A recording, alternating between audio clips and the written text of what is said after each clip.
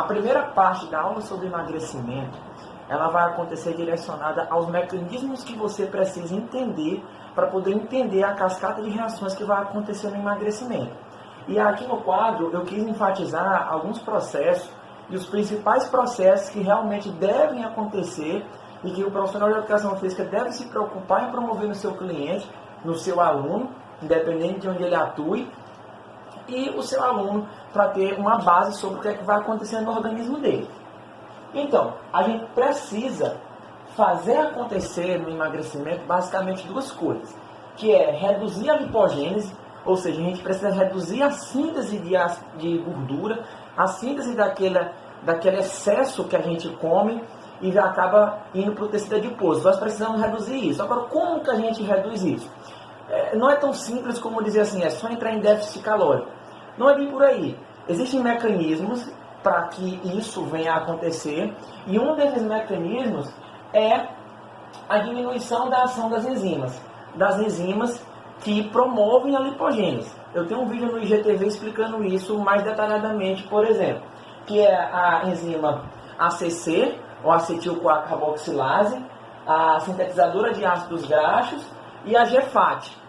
Todas essas enzimas, elas atuam na promoção do maior tecido adiposo, do acúmulo de nutrientes que você comeu em excesso, e elas vão acabar sendo promovidas através da ação dessas enzimas. O primeiro ponto é tentar reduzir a ação da lipogênese. O segundo ponto é aumentar a lipólise. E aí fica até um pouco óbvio, se a gente for resumir, diminui o quanto você está produzindo e aumenta o quanto você está consumindo. É um pouco óbvio. Mas como é que eu vou aumentar aquilo que eu estou consumindo? Como é que eu vou aumentar a lipólise? E aí entra algumas questões mais delicadas. Por quê? Por exemplo, eu preciso aumentar a lipólise. Sim. Agora, eu preciso também aumentar o consumo dessa gordura que está sendo quebrada. Porque a lipose é a quebra da gordura. Lipólise. Agora eu preciso aumentar o consumo. E como que eu aumento isso? Eu aumento isso através da atividade de mitocôndrias. E como mais que eu aumento isso? Eu também aumento isso através da capilarização. E por quê? Porque a lipólise, para que ela seja estimulada, eu preciso ter a ação de alguns hormônios e catecolaminas. O glucagon, que é secretado pelo pâncreas, a adrenalina, que é secretada pela suprarrenal. Ela precisa entrar em ação para fazer o desfecho com a cascata de reação que eu vou explicar na próxima aula, de como é que acontece a questão da quebra da gordura. E uma vez quebrada, essa gordura ela precisa de um transportador. Esse transportador é a albumina, para que ela seja transportada pelos vasos e chegue até as mitocôndrias. E como é que acontece isso? Bem, eu tenho uma capilarização que precisa ser estimulada, e a capilarização é um aumento de caminhos para que aquela gordura vá. Ela é transportada pela proteína albumina. E o que mais? Como é que a capilarização acontece? A angiogênese. Ela acontece através da enzima não só, mas uma das principais é a PGC1-alfa, que vai atuar aí. E como mais? E aqui, o aumento das mitocôndrias. Principal, eu posso dizer assim. As mitocôndrias, elas vão agir, elas aumentam através da ação de enzimas, que didaticamente a gente chama de enzimas pedreiras. Como é que essas enzimas pedreiras? A gente tem o TEFAM, o também PGC1-alfa, que atua aqui na angiogênese, e as cistiminas. Legal. Agora, elas atuam por conta própria? Não. Elas precisam de um mecanismo intramuscular. A via que vai viabilizar isso, a enzima engenheira que vai viabilizar isso, é o AMPK. O AMPK ele detecta quando os níveis estão baixos de energia e eles acabam informando aquele tecido, aquele músculo, que ele vai precisar lançar meios para poder continuar vivo. E o AMPK é esse engenheiro, ele percebe que está tudo errado, que o cara vai estar com fome, está em déficit, o treinamento dele já depletou muito glicogênio, então ele precisa vir a ser ativado para poder ter um aumento de mitocôndrias. Agora, como que eu posso fazer isso? É no HIIT? É na musculação? É no treinamento aeróbico de baixa intensidade, de alta intensidade? Qual é o caminho que eu vou utilizar? Vai ser ciclismo? Vai ser caminhada? Vai ser corrida? Vai ser na academia? Vai ser com elástico? Isso aí vai depender da sua metodologia de trabalho. Mas desde que você entre com os parâmetros certos, que eu vou estar detalhando nas próximas aulas. Entre com os parâmetros certos significa que eu preciso entender que precisa essa cascata de reação acontecer para poder ir lá e prescrever se é a 60% da frequência cardíaca máxima, se é a 70%, se vai ser uma musculação com maior volume, com menor volume, por que com maior volume, por que com menor volume. Isso aí é assunto para as próximas aulas. Mas basicamente é essas cascatas que vocês precisam entender para que possam vir a gerar adaptações positivas no indivíduo. Então, a segunda aula eu vou elucidar o efeito da lipólise, da quebra propriamente dita do tecido adiposo, que a gente comentou no vídeo passado. Então, existe uma cascata de reação, que vocês estão vendo aqui, que é necessário que aconteça para que haja o efeito dessa quebra do tecido adiposo. Essa cascata de reação ela leva à ativação da LHS, que é a hormônio lipase sensível. Mas antes de explicar essa cascata de reação, eu quero fazer algumas pontuações sobre isso. Para que exista essa cascata de reação, eu obrigatoriamente preciso da ação de catecolaminas. Qual que são essas catecolaminas? A adrenalina, a noradrenalina e o glucagon. E como é que eu consigo essas catecolaminas? A adrenalina e a noradrenalina, elas são liberadas pela suprarrenal. Pela suprarrenal, é uma glândula endócrina que nós temos no nosso organismo. E o glucagon pelas células alfas do pâncreas, alfa-pancreáticas. E para que eu tenha uma lipólise mais efetiva, eu necessito de mais catecolamina circulando. E como é que eu consigo isso? A catecolamina é liberada por essas glândulas, mas o comando para que ela seja liberada vem da cabeça, vem do sistema nervoso central, o sistema nervoso que te acelera, o sistema nervoso simpático. Ele vai intervir e mandar o seu organismo liberar mais adrenalina e noradrenalina. Por quê? Porque quando isso acontece, eu vou subsidiar essa cascata de reação. A adrenalina, a catecolamina de uma forma geral, ela vai se ligar no receptor da tua célula, que vai ligar a proteína G ativa a adenilato ciclase, a adenilato ciclase, por sua vez, vai converter a adenosina trifosfato, ou ATP, em AMP cíclico. A adenosina monofosfato cíclico, que aí ela acaba ativando essa proteína quinase, chamada PKA. A PKA tem dois caminhos, ou ela ativa a LHS, ou ela ativa a pirolipina. A pirolipina, ela produz proteínas que transportam a gordura. A gordura, ela não é transportada por conta própria no organismo, ela é hidrofóbica. Uma dessas proteínas muito importante é a albumina.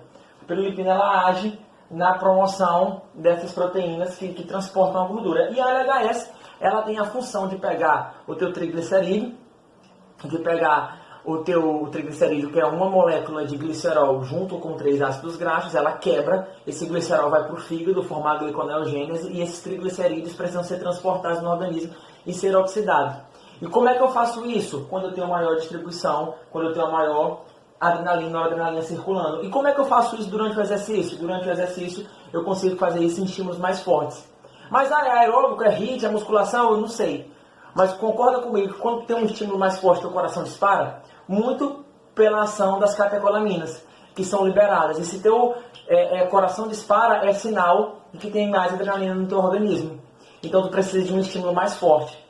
De repente eu preciso de uma vasodilatação maior, mas em outro momento de uma vasoconstrição maior. Como que eu faço a vasodilatação e a vasoconstrição? Pode ser na musculação, eu estimulo bastante a vasoconstrição, quando eu faço a vasoconstrição mecânica. E a vasodilatação, como é que eu consigo? Eu tenho diversos mecanismos para conseguir a vasodilatação, mas depende do que eu estou querendo naquele momento.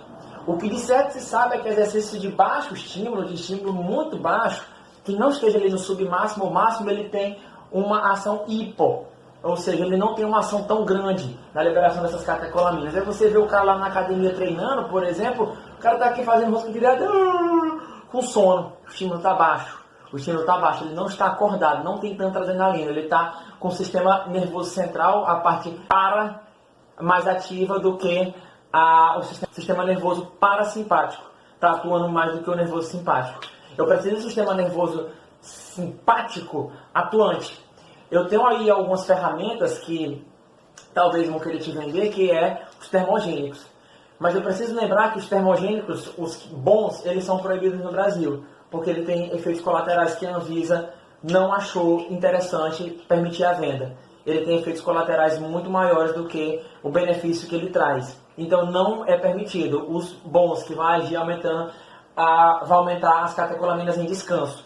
As catecolaminas naturalmente elas estão durante o exercício, durante o descanso não. E para que tu aumente a lipólise constantemente, eu preciso obrigatoriamente da ação delas. Então, se o teu termogênico ele é permitido, ele não é bom para isso. Para isso, não. E se ele for proibido, ele é bom para isso, mas ele vai ter efeitos colaterais.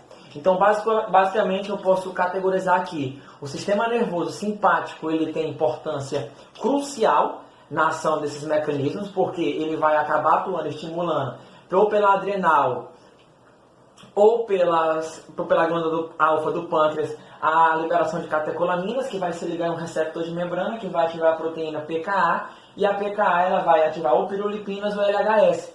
Em resumo, eu posso dizer isso.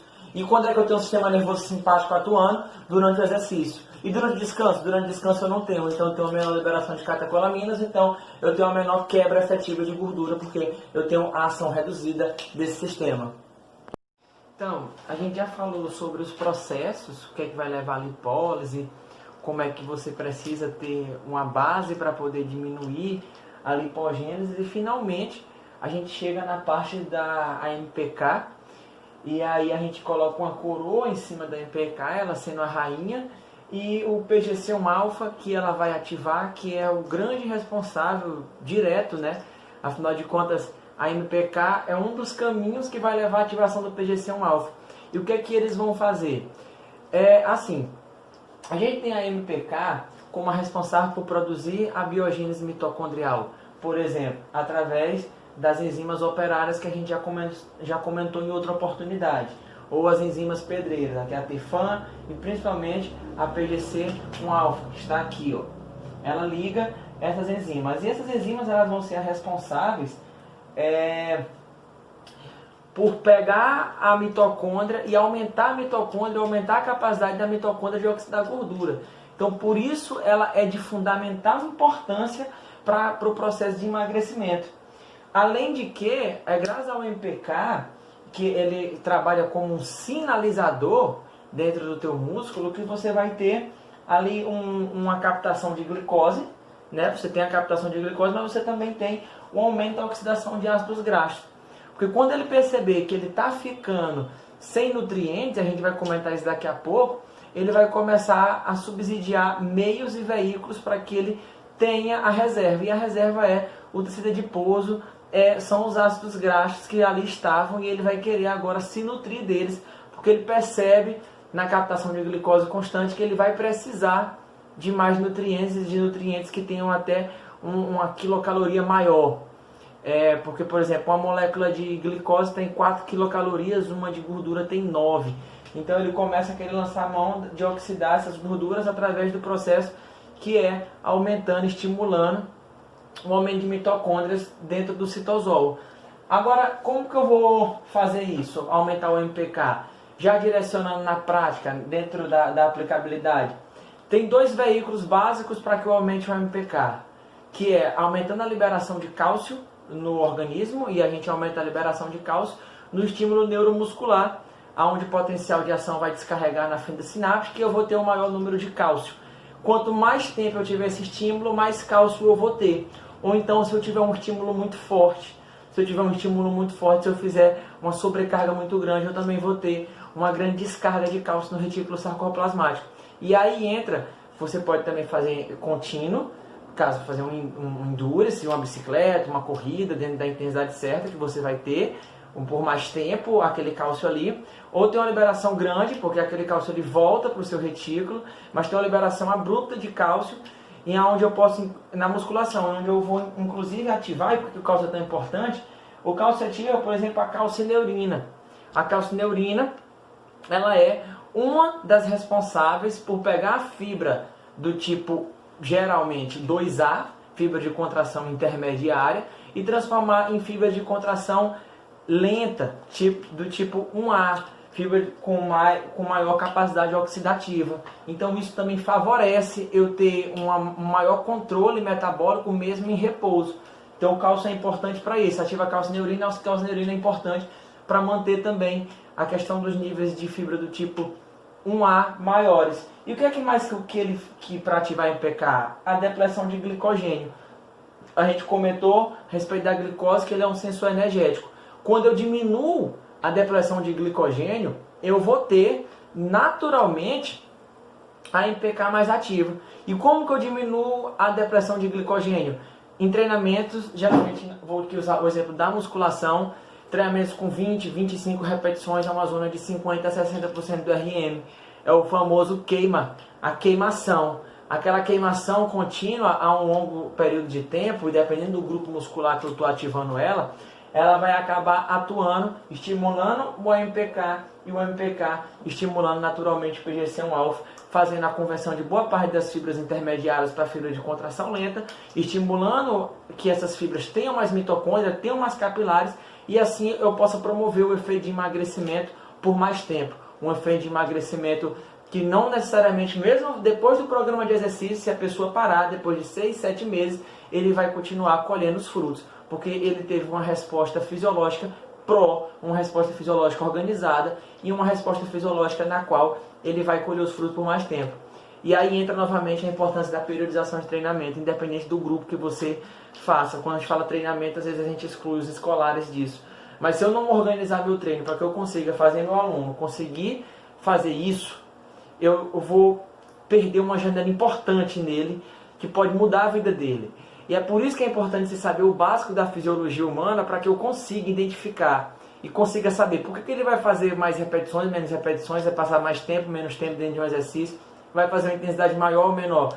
Porque eu consigo, dentro dessa bagunça organizada, identificar os mecanismos fisiológicos que eu quero ativar. E eu identificando os mecanismos fisiológicos que eu quero ativar, eu consigo ter uma resposta muito mais sólida e uma resposta que vai demorar muito mais tempo para ele manter, mesmo que ele pare qualquer tipo de atividade física, que não é o ideal, mas pode vir a acontecer e a gente sabe disso. Então, basicamente, a aula para explicar sobre o MPK, ela resume nisso. E é isso. E agora, para comentar brevemente sobre o PGC1-alfa, o grande rei. Se brinca que a MPK ela vai ser a detectora ali, a grande rainha, e vai subsidiar, vai munir as reações para que o PGC1-alfa possa ir lá e fazer o seu papel. O PGC1-alfa como se fosse um centroavante de um time e a MPK o meio campista dele.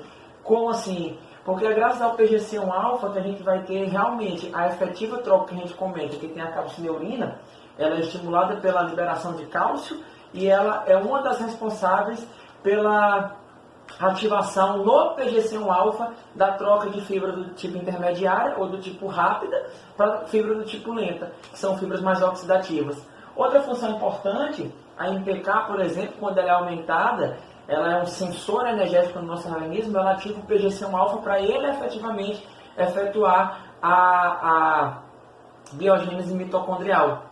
E aí a gente também tem que ele, através da P38 ou da NF-κB, que são enzimas que são sensíveis a sinais de radicais livres que podem ser danosos ao nosso organismo, quando elas são ativadas, elas informam isso a PGC1-alfa, a P38 e a NF-κB, e o PGC1-alfa ele vai ser o grande responsável também por fabricar enzimas antioxidantes, para tentar controlar aqueles radicais livres que estão no nosso organismo, pode ser danoso.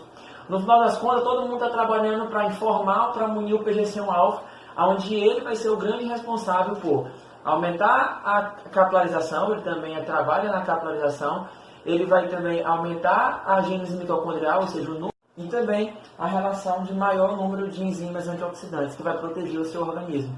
Isso aqui é um modelo de treinamento resistido com peso, agora vai estar aparecendo a imagem original no canto superior do seu vídeo, e é basicamente isso, as cascatas de reações e a importância do emagrecimento, de entender essas cascatas para que você consiga atingir no seu aluno, no seu cliente, na sua área de trabalho, e se você for aluno ou cliente agora ouvindo isso, a importância desse praticar exercício físico para a sua saúde, para o seu organismo, e como ele pode controlar de forma biológica, de forma mitocondrial, de forma celular o seu organismo. Não é só comer menos e gastar mais, não é só fazer atividade tal vai fazer emagrecer. Não existe nenhuma atividade que vai fazer emagrecer. Existem modelos de estruturação de atividades e exercícios físicos que podem ajudar a induzir essas vias. Essas vias, sim, elas são as grandes responsáveis. Elas são induzidas de diversas formas. E aí cabe depender como você, a metodologia que você trabalha, ou que estão trabalhando com você para elas serem induzidas. Espero que vocês tenham gostado dessa série de vídeos. Deixe seu comentário aí embaixo. Muito obrigado por ter acompanhado.